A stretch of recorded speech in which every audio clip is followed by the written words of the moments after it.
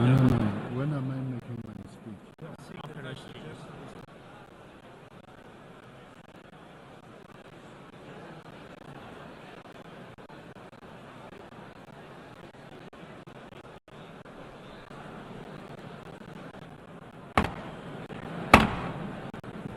Ladies and gentlemen, take your seats. It's time to start.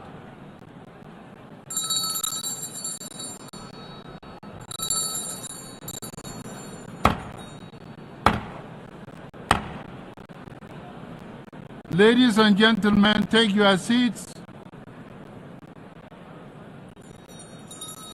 It is time to start.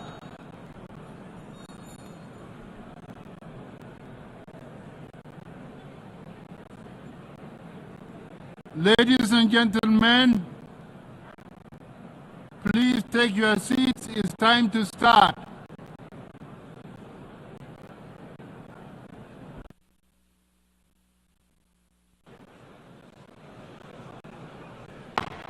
It's time to start.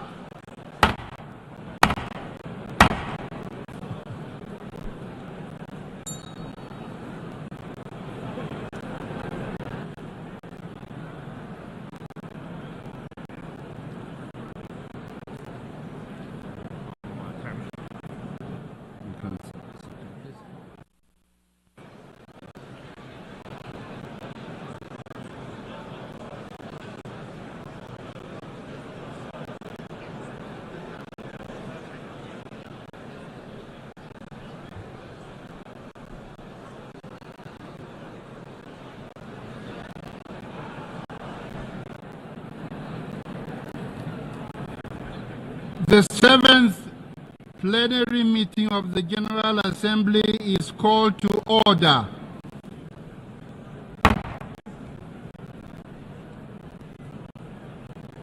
Not moving. Okay.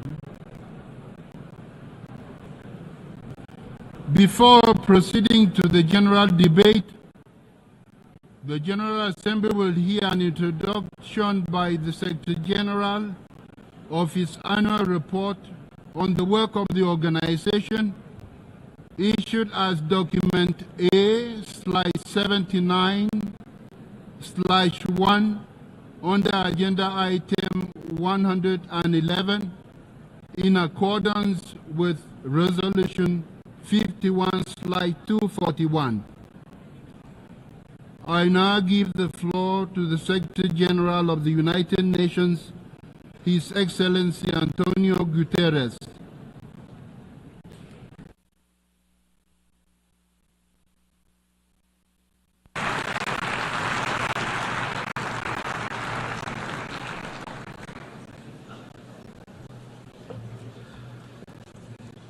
Mr. President of the General Assembly, Excellencies, ladies and gentlemen, our world is in a whirlwind. We are in an era of epic transformation, facing challenges unlike any we have ever seen, challenges that demand global solutions. Yet, geopolitical divisions keep deepening. The planet keeps heating. Wars rage with no clue how they will end. And nuclear posturing and new weapons cast a dark shadow. We are edging towards the unimaginable, a power keg that risks engulfing the world. Meanwhile, 2024 is the year that half of humanity goes to the polls, and half of humanity will be affected. I stand before you in this whirlwind, convinced of two overriding truths.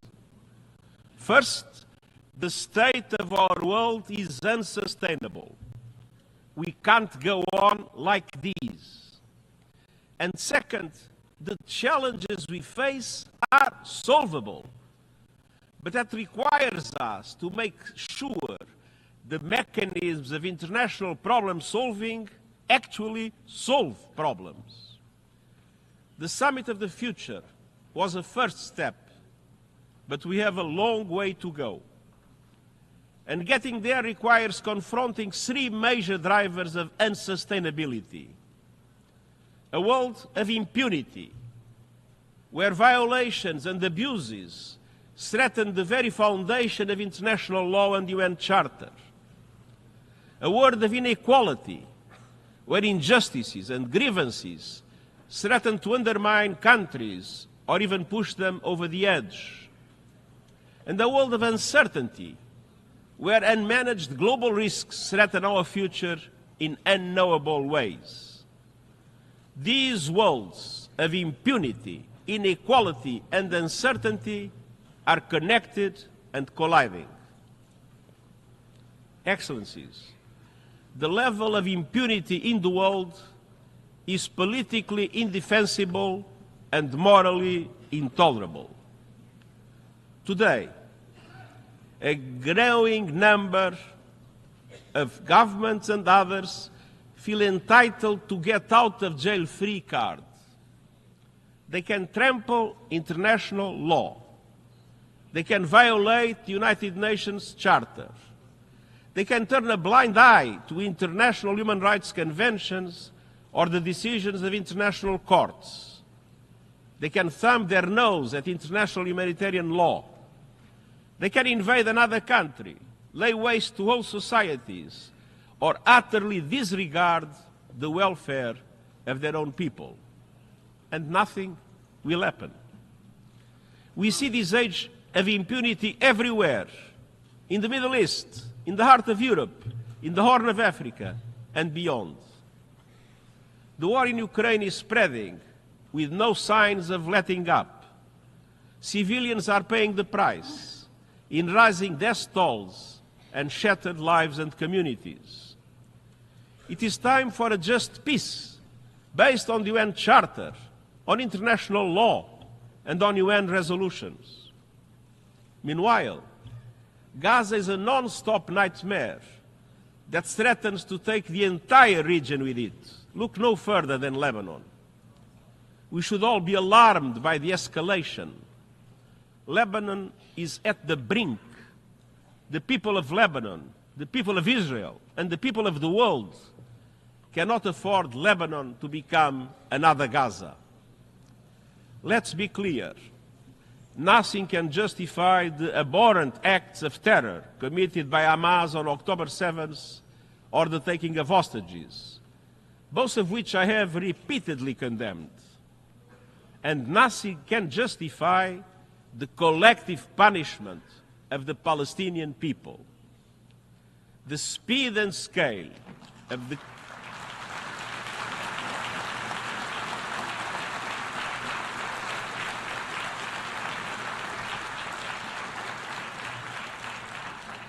the speed and scale of the killing and destruction in Gaza are unlike anything in my years as Secretary General. More than 200 of our own staff have been killed, many with their families. And yet the women and men of the United Nations continue to deliver humanitarian aid. And I know you join me in paying a special tribute to UNRWA and to all humanitarians in Gaza.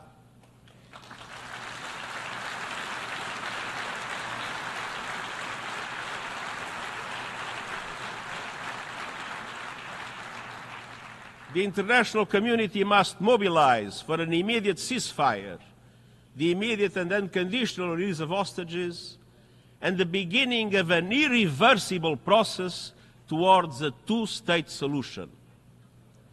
For those who go on undermining that goal with more settlements, more land grabs, more incitement, I ask, what is the alternative? How could the world accept a one state in which a large number of Palestinians would be included without any freedom, any rights, or dignity?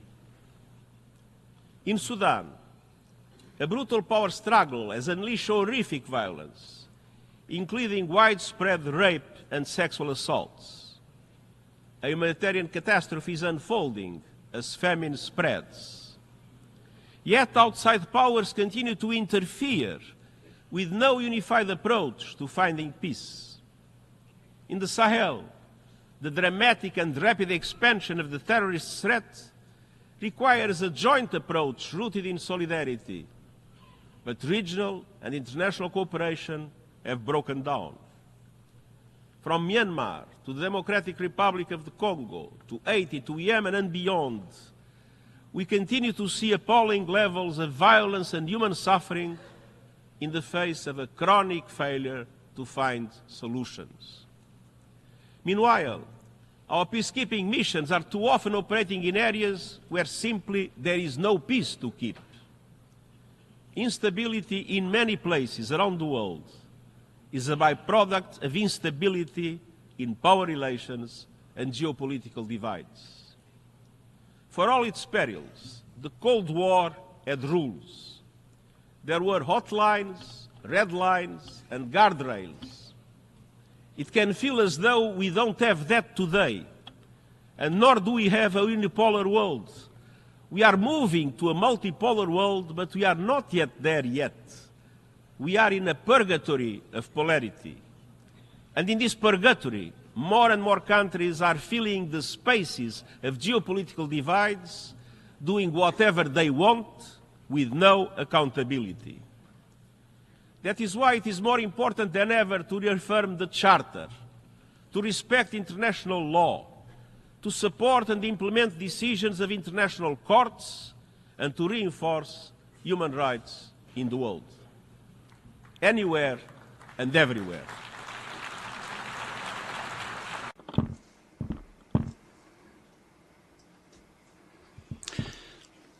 Excellencies, ladies and gentlemen, rising inequalities are a second driver of unsustainability and a stain on our collective conscience.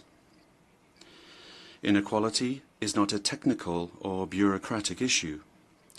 At its heart, inequality is a question of power with historic roots.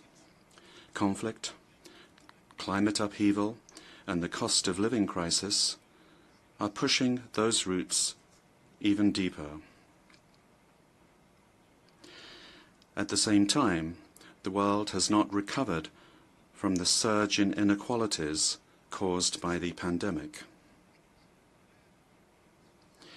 Of the world's poorest 75 countries, 1/3 are worse off today than they were 5 years ago.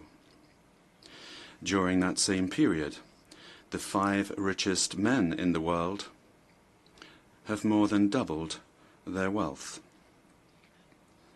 And the top 1% of people on Earth own 43% of all global financial assets. At the national level, some governments are supercharging inequalities by doling out massive tax giveaways to corporations and the ultra-rich, while shortchanging investments in health, education, and social protection. No one is being more shortchanged than the world's women and girls. Excellencies, rampant gender-based discrimination and abuse are the most prevalent inequality across all societies. Every day, it seems that we are confronted by yet more sickening cases of femicide, gender-based violence and mass rape, both in peacetime and as a weapon of war. In some countries, laws are being used to threaten reproductive health and rights. And in Afghanistan, laws are being used to lock in the systematic oppression of women and girls. And I am sorry to observe that despite years of talk, gender inequality is on full display. Please forgive me, it's on full display in this hall as well. Less than 10% of speakers during this week's general debate are women. This is unacceptable, especially when we know that gender equality delivers for peace, sustainable development, climate action, and much more. That is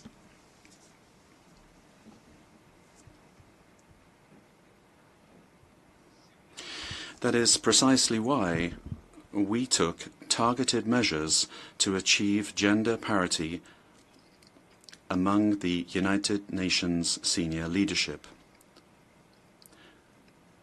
This is a goal that we have already achieved. It's doable. I call on male-dominated political and economic establishments around the world to do it as well. Excellencies, global inequalities are reflected and reinforced even in our own global institutions. The United Nations Security Council was designed by the victors of the Second World War. At the time, most of the African continent was still under colonial domination. To this day, Africa has no permanent seat on the world's preeminent Council of Peace. This must change.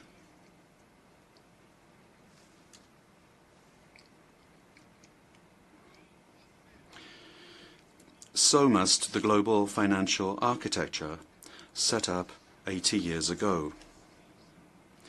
I commend the leaders of the World Bank and the International Monetary Fund for taking the important steps that they have. But, as the Pact for the Future emphasizes, tackling inequalities requires accelerating reform of the international financial architecture. Over the past 8 decades, the global economy has grown and transformed. The Bretton Woods institutions have not kept pace. They can no longer provide a global safety net or offer developing countries the level of support that they need. In the world's poorest countries, the debt interest payments now cost more on average than investments in education, health, and infrastructure combined. And around the world, more than 80% of Sustainable Development Goal targets are off track. Excellencies, getting back on track requires a surge of financing for the 2030 Agenda and the Paris Agreement. That means that G20 countries need to lead on an SDG stimulus of $500 billion a year. It means reforms to substantially increase the lending capacity of multilateral development banks and to enable them to massively scale up affordable long-term climate and development finance. It means expanding contingency financing through recycling of special drawing rights. And it means promoting long-term debt restructuring. Excellencies, I have no illusions about the obstacles to reform of the multilateral system. Those with political and economic power, or those who believe they have that power, are always reluctant to change. But the status quo is already draining their power. Without reform, fragmentation is inevitable, and global institutions will become less legitimate, less credible, and less effective. Excellencies, the third driver of our unsustainable world is uncertainty. The ground is shifting under our feet. Anxiety levels are off the charts, and young people in particular are counting on us and seeking solutions. Uncertainty is compounded by 2 existential threats: the climate crisis and the rapid advance of technology, in particular artificial intelligence. Excellencies, we are in a climate meltdown. Extreme temperatures, raging fires, droughts, and epic floods are not natural disasters. They are human disasters, increasingly fueled by fossil fuels. No country is spared.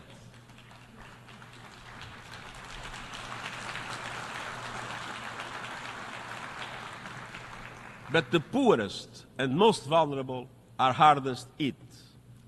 Climate hazards are blowing a hole through the budgets of many African countries, costing up to 5% of GDP every year. And this is just the start. We are on course to careen past the global limit of a 1.5 degree temperature rise. But as the problem gets worse, solutions are getting better. Renewable prices are plummeting, rollout is accelerating, and lives are being transformed by affordable, accessible, clean energy. Renewables don't just generate power, they generate jobs, wealth, energy security, and a path out of poverty for millions. But developing countries cannot be plundered in that journey. Our panel on critical minerals has recommended fair and sustainable ways to meet global demand for these resources which are essential to the renewables revolution. Excellencies, a future without fossil fuel is certain. A fair and fast transition is not. That is in your hands. By next year, every country must produce an ambitious new national climate action plan or national determined contributions. And this must bring national energy strategies, sustainable development priorities, and climate ambitions together. They must align with 1.5 degree limit, cover the whole economy, and contribute to every one of the COP28 energy transition targets. An International Energy Agency report released today breaks this down. By 2035, on average, advanced economies must slash energy emissions 80% and the emerging markets 65%. The G20 is responsible for 80% of total emissions. They must lead the charge, keeping with the principle of common but differentiated responsibilities and respective capabilities in the light of different national circumstances. But these must be done with a joint effort, pooling resources, scientific capacities, and proven and affordable technologies for all to be able to reach those targets. I'm honored to be working closely with President Lula of Brazil, who is both G20 chair and COP30 host, to secure maximum ambition, acceleration, and cooperation. We just met for that purpose. Finance is essential. COP29 is around the corner. It must deliver a significant new finance goal. And we also need a loss and damage fund that meets the scale of the challenge and developed countries meeting their adaptation finance promises. And we must finally flip the script on a crazy situation. We continue to reward polluters to wreck our planet. The fossil fuel industry continues to pocket massive profits and subsidies, while everyday people bear the costs of climate catastrophe, from rising insurance premiums to lost livelihoods. I call on G20 countries to shift money from fossil fuel subsidies and investments to a just energy transition, to put an effective price on carbon, and to implement new and innovative sources of financing, including solidarity levies on fossil fuel extraction through legally binding, transparent mechanisms. All by next year, and this taking into account that those who shoulder the blame must foot the bill. Polluters must pay.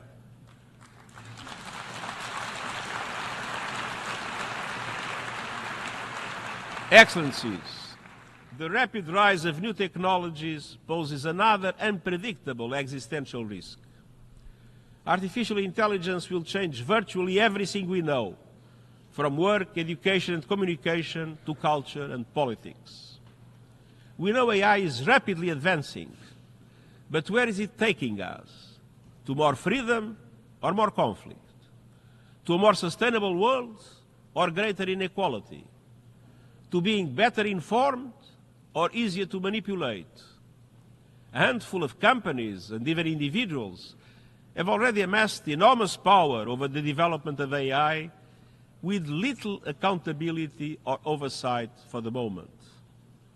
Without a global approach to its management, artificial intelligence could lead to artificial divisions across the board. A great fracture with two internets, two markets, two economies, with every country forced to pick a side and enormous consequences for all. The United Nations is the universal platform for dialogue and consensus. It is uniquely placed to promote cooperation on AI based on the values of the Charter and international law. The global debate happens here, or it does not happen. And I welcome important first steps. Two resolutions in the General Assembly, the Global Digital Compact and the recommendations of the high-level body on AI can lay the foundations for inclusive governance of AI. Let's move forward together to make AI a force for good. Excellencies, nothing lasts forever, but the feature of human life is that it appears otherwise. The current order always feels fixed until it is not. Across human history, we see empires rising and falling, old certainties crumbling, tectonic shifts in global affairs. Today, our course is unsustainable. It is in all our interests to manage the epic transformations underway, to choose the future we want, and to guide our world towards it. Many have said that the divisions and differences today are just too great, that it is impossible for us to come together for the common good. You proved that is not true. The Summit of the Future showed that with a spirit of dialogue and compromise, we can join forces to steer our world to a more sustainable path. It is not the end. It is the start of a journey, a compass in the whirlwind. Let's keep going. Let's move our world towards less impunity and more accountability, less inequality and more justice, less uncertainty and more opportunity. The people of the world are looking to us, and succeeding generations will look back on us. Let them find us on the side of the United Nations Charter, on the side of our shared values and principles, and on the right side of history. And I thank you.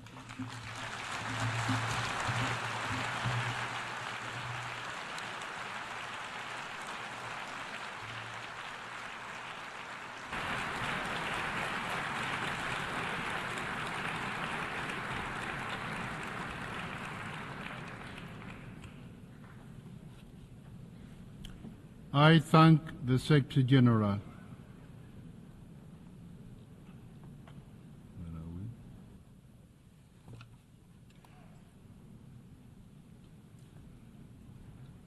The Assembly will now turn to Agenda Item 8, entitled General Debate.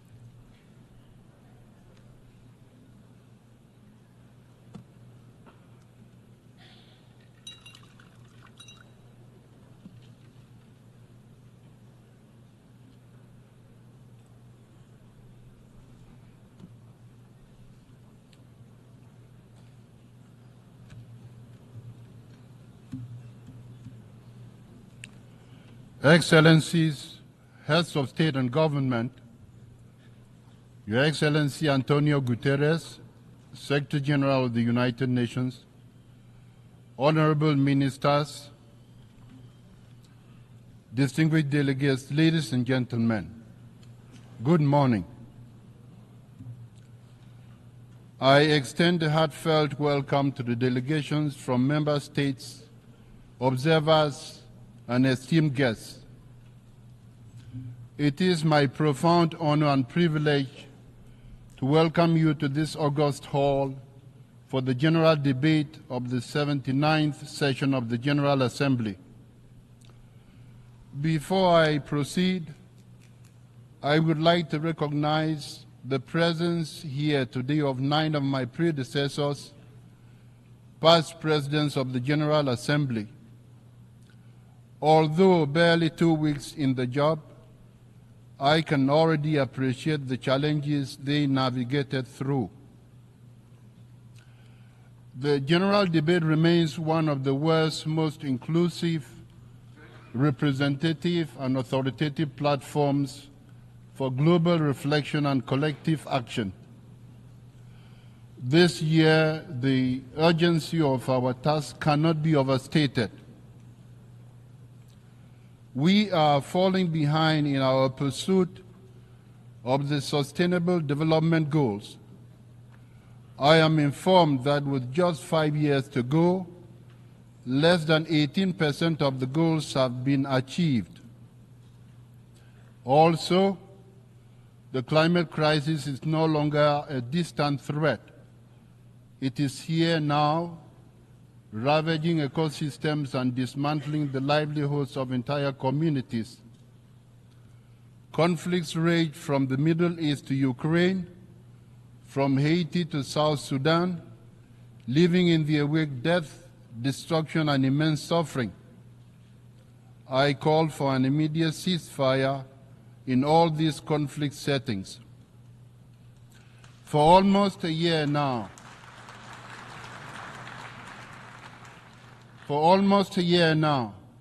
the people of Gaza and Israel have been caught in a spiraling cycle of conflict and retribution.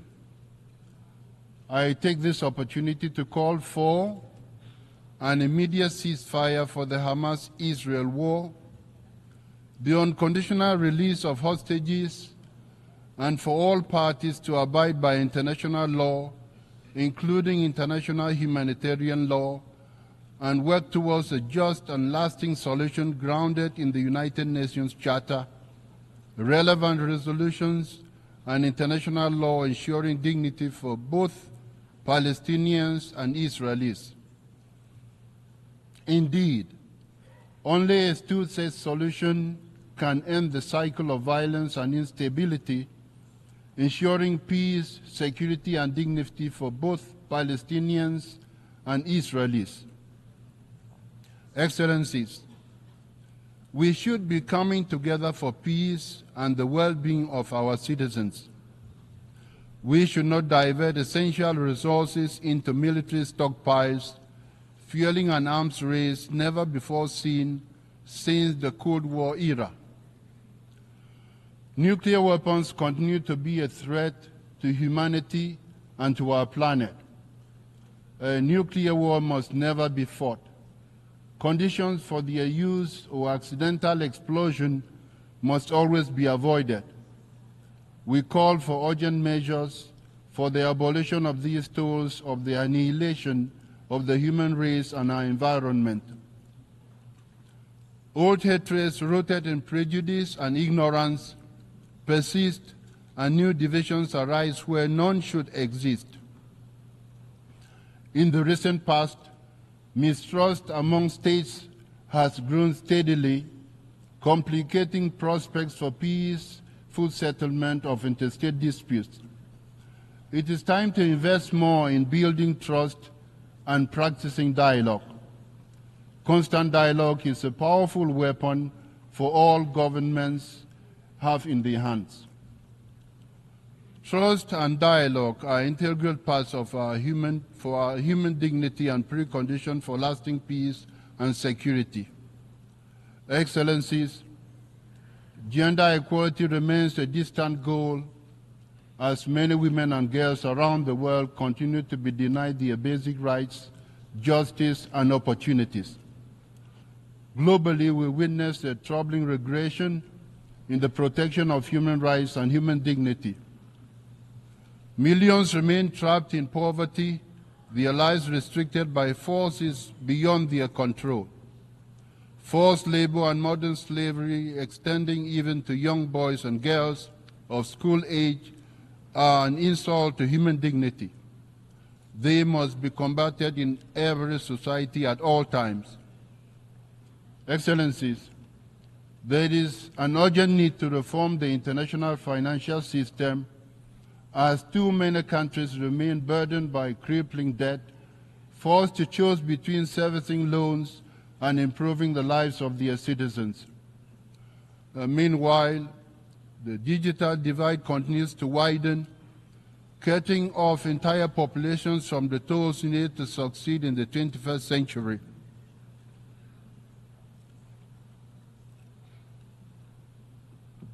Excellencies, we are not mere spectators of these crises, nor are we powerless to act. Within this hall are the leaders and representatives of the world's nations, the very people with the authority and responsibility to shape the course of our shared future. At our disposal is one of the most powerful tools for positive change: international cooperation grounded in the undeniable truth that even the most powerful nation cannot solve these complex borderless challenges alone. This truth was reaffirmed through our efforts at the Summit of the Future and the consensus adoption of the Pact of the Future. The Pact of the Future charts a path forward, reinvigorating our multilateral institutions with renewed energy, focus, and clarity to meet the demands of a rapidly changing world. Let us build on this momentum. Excellencies, a better world begins with unlocking the potential of we, the peoples of the world. Freedom and good governance ensure that no one, no individual, no community is left behind. In this endeavor, we must never overlook the challenges faced by the small island developing states, the landlocked developing states, the least developing countries, and the small states. It is incumbent on the United Nations to do more than just express solidarity. Specific programs responding to the unique situations in which these groups of states find themselves must be envisaged. This will be a priority of my presidency. Africa is one of the priorities of the United Nations. We must support Africa. The African Union's Agenda 2063 presents a bold and transformative vision for the continent. Africa currently has the youngest population in the world, and by 2063, 1 in 4 people will be African. The generation of resources for the well-being of these peoples has been much slower than the population growth. We must not let Africa's potential go unrealized. In fact, to truly unlock Africa's vast potential, we must actively cultivate global partnerships that align with the continent's aspirations and drive its success. In this endeavor, I look forward to working with member states of the United Nations this year on keeping Africa at the heart of our agenda. Excellencies, in this 79th session, I also want to prioritize multilingualism as a recognition of our world's cultural and linguistic richness. We understand that the multitude of languages, cultures, and perspectives should not be viewed as a source of division, but as a wellspring of strength. Excellencies, we anticipate a very successful high-level week. In addition to the recently concluded Summit of the Future and this ongoing general debate, several critical high-level events are expected to take place. These include the high-level event on microbial resistance, the high-level meeting on addressing the existential threats posed by sea level rise, and the high-level plenary meeting to commemorate and promote the International Day for the Total Elimination of Nuclear Weapons. Throughout the 79th session, we will address the urgent issues of our time. While we may not agree on every issue, we all share the same fundamental goal: to build a better world for everyone, everywhere. Here today are representatives from 193 member states, each embodying our collective aspirations, each guided by a shared vision. The path ahead is difficult, fraught with obstacles that may at times seem insurmountable, but they are not impassable. We have the tools, the knowledge, and the collective will to overcome these challenges if we act together with courage and conviction. Thank you.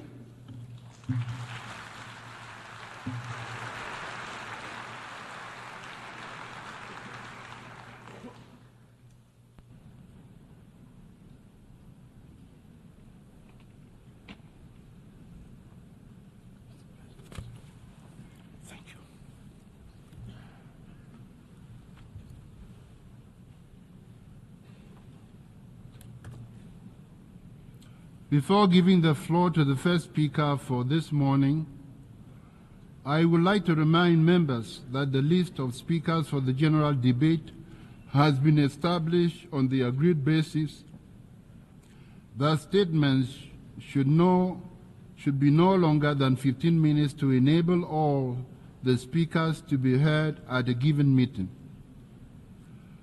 Within this time frame, I would like to appeal to speakers to deliver their statements at a reasonable pace so that interpretation into other official United Nations languages may be provided properly.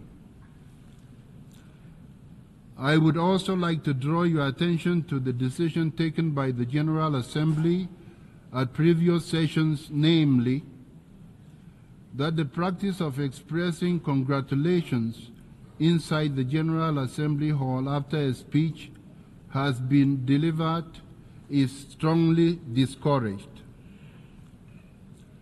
After delivering their statements from the rostrum, speakers are invited to exit the General Assembly Hall through room GA 200, located behind the podium, before returning to their seats.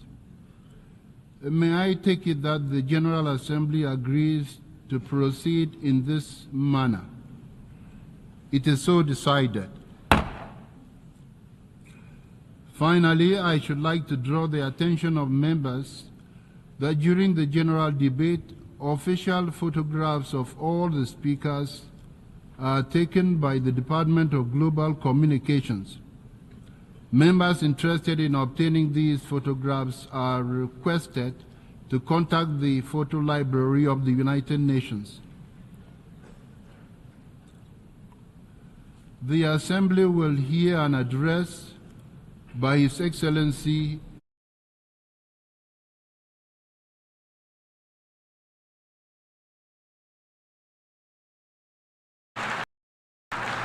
E quero saudar a presença do presidente Mahmoud Abbas aqui presente.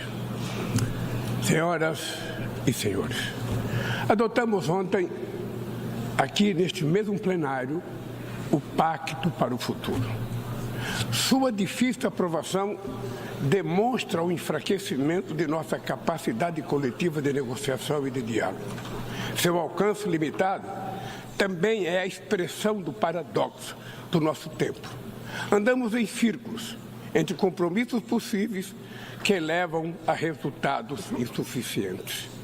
Nem mesmo com a tragédia da Covid-19 fomos capazes de nos unir em torno de um tratado sobre pandemias na Organização Mundial da Saúde. Precisamos ir muito além e dotar a ONU dos meios necessários para enfrentar as mudanças vertiginosas do panorama internacional. Vivemos momentos de crescentes angústias, frustrações, tensões e medo. Testemunhamos a alarmante escalada de disputas geopolíticas e de rivalidades estratégicas. 2023 ostenta o triste recorde do maior número de conflitos desde a Segunda Guerra Mundial. Os gastos militares globais cresceram pelo 9º ano consecutivo e atingiram 2 trilhões e 400 bilhões de dólares. Mais de 90 bilhões de dólares foram mobilizados com arsenais nucleares. Estes recursos poderiam ter sido utilizados para combater a fome e enfrentar a mudança do clima. O que se vê é o aumento das capacidades bélicas. O uso da força, sem amparo no direito internacional, está se tornando a regra. Presenciamos 2 conflitos simultâneos com potencial de se tornarem confrontos generalizados. Na Ucrânia, é com pesar que vemos a guerra se estender sem perspectiva de paz. O Brasil condenou de maneira firme a invasão do território ucraniano. Já está claro que nenhuma das partes conseguirá atingir todos os seus objetivos pela via militar. O recurso a armamento cada vez mais destrutivos traz à memória os tempos mais sombrios do confronto estéril da Guerra Fria. Criar condições para a retomada do diálogo direto entre as partes é crucial neste momento. Esta é a mensagem do entendimento de 6 pontos que China e Brasil oferecem para que se instale um processo de diálogo e o fim das hostilidades. Em Gaza e na Cisjordânia, assistimos a uma das maiores crises humanitárias da história recente e que agora se expande perigosamente para o Líbano. O que começou como ação terrorista de fanáticos contra civis israelenses inocentes tornou-se uma punição coletiva de todo o povo palestino.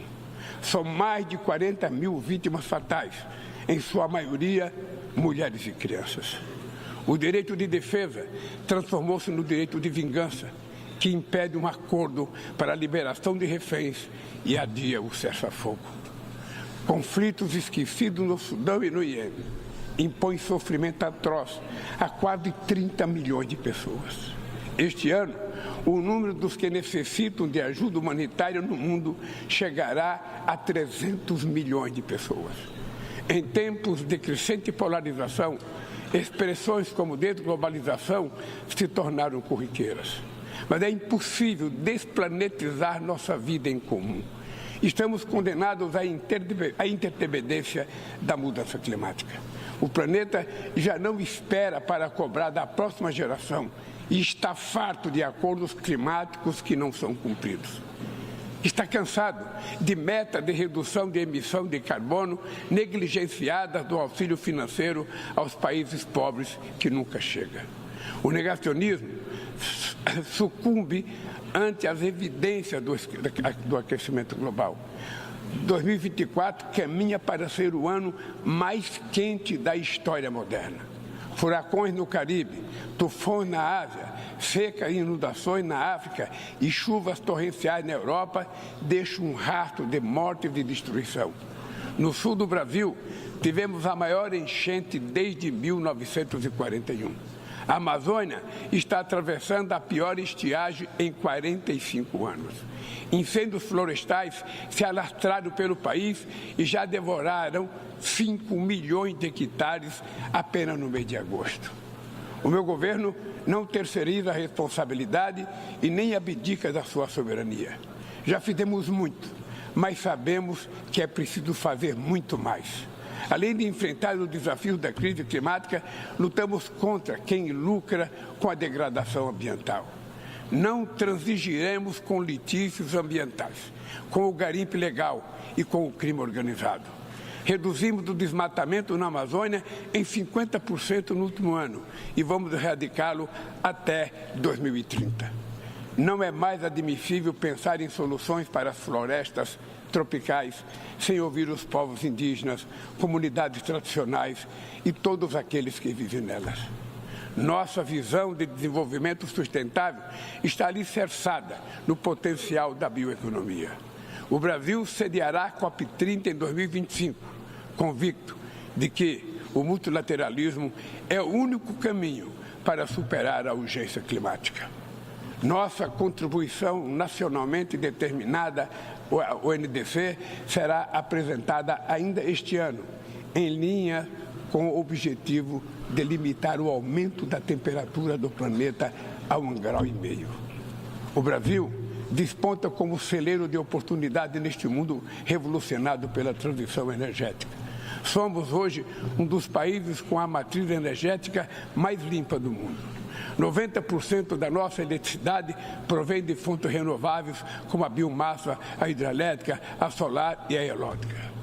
Fizemos opção pelos biocombustíveis há 50 anos, muito antes que a discussão sobre energias alternativas ganhasse tração. Estamos na vanguarda em outros nichos importantes, como o da produção do hidrogênio verde. É hora de enfrentar o debate sobre o ritmo lento da descarbonização do planeta e trabalhar por uma economia menos dependente de combustíveis fósseis. Senhor presidente, na América Latina vive-se desde 2014 uma segunda década perdida. O crescimento médio da região nesse período foi de apenas 0,9%, metade do verificado na década perdida de 1980. Essa combinação de baixo crescimento e altos níveis de desigualdade resulta em efeitos nefastos sobre a paisagem política. Tragada por disputas muitas vezes alheias à região, nossa vocação de cooperação e entendimento se fragiliza. É injustificado manter Cuba em uma lista unilateral de estados que supostamente promove terrorismo e impor medidas coercitivas unilaterais que penalizam indevidamente as populações mais vulneráveis. No Haiti, é inadiável conjugar ações para restaurar a ordem pública e promover o desenvolvimento. No Brasil, a defesa da democracia implica ação permanente ante investidas extremistas, messiânicas e totalitárias que espalham o ódio, a intolerância e o ressentimento. Brasileiras e brasileiros continuarão a derrotar os que tentam solapar as instituições e colocá-las a serviço de interesses reacionários. A democracia precisa responder às legítimas aspirações dos que não aceitam mais a fome, a desigualdade, o desemprego e a violência. No mundo globalizado, não faz sentido recorrer a falsos patriotas e isolacionistas. Tampouco a esperança no recurso a experiências ultraliberais que apenas agravam as dificuldades de um continente depauperado. O futuro de nossa região passa, sobretudo, por construir um Estado sustentável, eficiente, inclusivo e que enfrente todas as formas de discriminação, que não se intimida ante indivíduos, corporação ou plataformas digitais que se julgam acima da lei. A liberdade é a primeira vítima de um mundo sem regras. Elementos essenciais da soberania incluem o direito de legislar, julgar disputas e fazer cumprir as regras dentro de seu território, incluindo o ambiente digital. O Estado que estamos construindo é sensível às necessidades dos mais vulneráveis, sem abdicar de fundamentos macroeconômicos sadios. A falsa oposição entre o Estado e o mercado foi abandonada pelas nações desenvolvidas que voltaram a praticar políticas industriais ativas e forte regulação da economia doméstica. Na área da inteligência artificial, vivenciamos a consolidação de assimetrias que levam a um verdadeiro oligopólio do saber. Avançam a concentração sem precedentes na mão de pequeno número de pessoas e de empresas sediadas em um número ainda menor de países. Interessa-nos uma inteligência artificial emancipadora, que também tenha a cara do sul global e que fortaleça a diversidade cultural, que respeite os direitos humanos, proteja dados pessoais e promova a integridade da informação. E, sobretudo, que seja ferramenta para a paz, não para a guerra. Necessitamos de uma governança intergovernamental da inteligência artificial, em que todos os estados tenham assento. Senhor presidente, as condições para acesso a recursos financeiros seguem proibitivas para a maioria dos países de renda baixa e média. O fardo da dívida limita o espaço fiscal para investir em saúde, educação, reduzir as desigualdades e enfrentar a mudança do clima. Países da África tomam empréstimo a taxas até 8 vezes maiores que a Alemanha e 4 vezes maior do que os Estados Unidos. É um plano Marshall às avessas, em que os mais pobres financiam os mais ricos. Sem maior participação dos países em desenvolvimento na direção do FMI e do Banco Mundial, não haverá mudança efetiva. Enquanto os objetivos do desenvolvimento sustentável ficam para trás, as 150 maiores empresas do mundo obtiveram juntas um lucro de 1 trilhão e 800 bilhões de dólares nos últimos 2 anos. A fortuna dos 5 principais bilionários mais que dobrou desde o início dessa década, ao passo que 60% da humanidade ficou mais pobre. Os super ricos pagam proporcionalmente muito menos impostos do que a classe trabalhadora. Para corrigir essa anomalia, o Brasil tem insistido na cooperação internacional para desenvolver padrões mínimos de tributação global. Os dados divulgados há 2 meses pela FAO sobre o estado da insegurança alimentar no mundo são estarrecedores. O número de pessoas passando fome ao redor do planeta aumentou em mais de 152 milhões desde 2019. Isso significa que 9% da população mundial, 733 milhões de pessoas, estão subnutridas. O problema é especialmente grave na África e na Ásia, mas ele também persiste em partes da América Latina. Mulheres e meninas são as vítimas maiores de pessoas em situação de fome no mundo. Pandemias, conflitos armados, eventos climáticos de subsídios agrícolas dos países ricos ampliam o alcance deste flagelo. Mas a fome não é resultado apenas de fatores externos. Ela decorre, sobretudo, de escolhas políticas. Hoje, o mundo produz alimento mais do que suficiente para erradicá-la. O que falta é criar condições de acesso aos alimentos. Esse é o compromisso mais urgente do meu governo. Acabar com a fome no Brasil, como fizemos em 2014. Só em 2023, retiramos 24 milhões e 400 mil pessoas da condição de insegurança alimentar severa. A Aliança Global contra a Fome e a Pobreza, que lançaremos no Rio de Janeiro, em novembro, nasce dessa vontade política e desse espírito de solidariedade.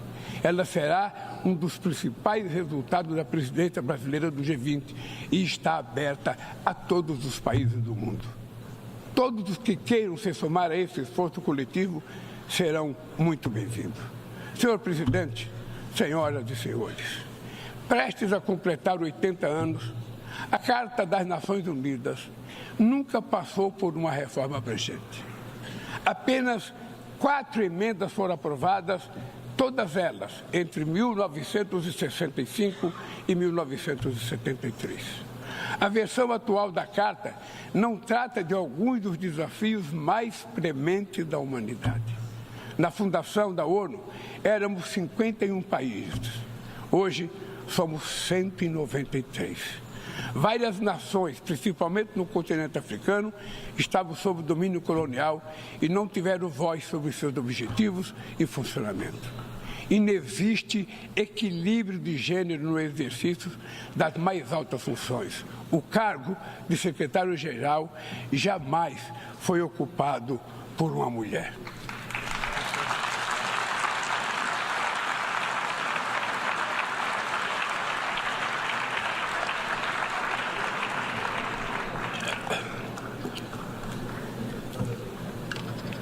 Estamos chegando ao final do primeiro quarto do século XXI, com as Nações Unidas cada vez mais esvaziada e paralisada. É hora de reagir com vigor a essa situação, restituindo à organização as prerrogativas que decorrem da sua condição de Fórum Universal. Não bastam ajustes pontuais. Precisamos contemplar uma ampla revisão da Carta. Sua reforma deve compreender os seguintes objetivos: a transformação do Conselho Econômico e Social no principal fórum para o tratamento do desenvolvimento sustentável e do combate à mudança climática, com capacidade real de inspirar as instituições financeiras. A revitalização do papel da Assembleia Geral, inclusive em temas de paz e segurança internacionais. O fortalecimento da Comissão de Consolidação da Paz. A reforma do Conselho de Segurança, com foco em sua composição, método de trabalho, direito de veto, de modo a torná-la mais eficaz e representativa das realidades contemporâneas. A exclusão da América Latina e da África de assentos permanentes no Conselho de Segurança é um eco inaceitável de práticas de dominação do passado colonial. Vamos promover essa discussão de forma transparente.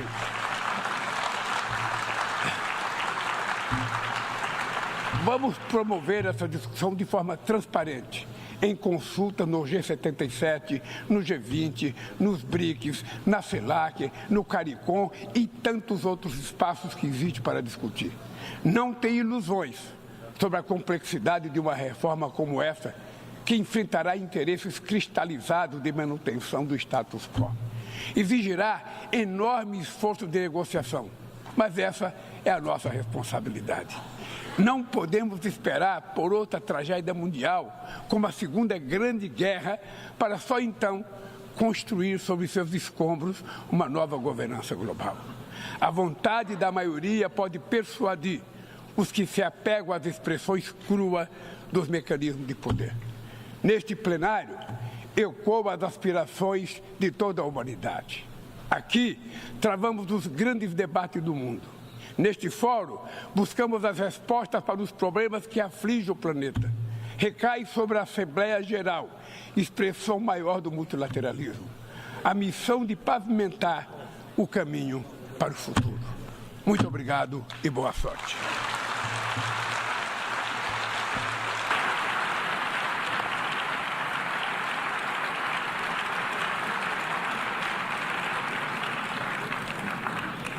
On behalf of the Assembly, I wish to thank... Nós acompanhamos ao vivo de Nova York, nos Estados Unidos, o discurso do presidente Lula na Assembleia Geral das Nações Unidas, evento que reúne líderes de 193 países. Esta é a edição número 79 da Assembleia Geral, que é um dos 6 órgãos da ONU, com cada nação tendo direito a um voto. Como é tradição desde 1947, o Brasil é o primeiro país a se pronunciar no debate geral. Oportunidade para o governo brasileiro apresentar as prioridades do país, tanto internamente quanto internacionalmente. E a gente segue aqui com o professor Juliano Portinhas e vamos fazer esse primeiro comentário, né, professor, sobre o discurso do presidente Lula. O que a gente pode destacar? A gente achou interessante, inclusive, que ele pontuou propostas nesse final do discurso, né? Foi um discurso bastante interessante. É importante termos um presidente que está relacionado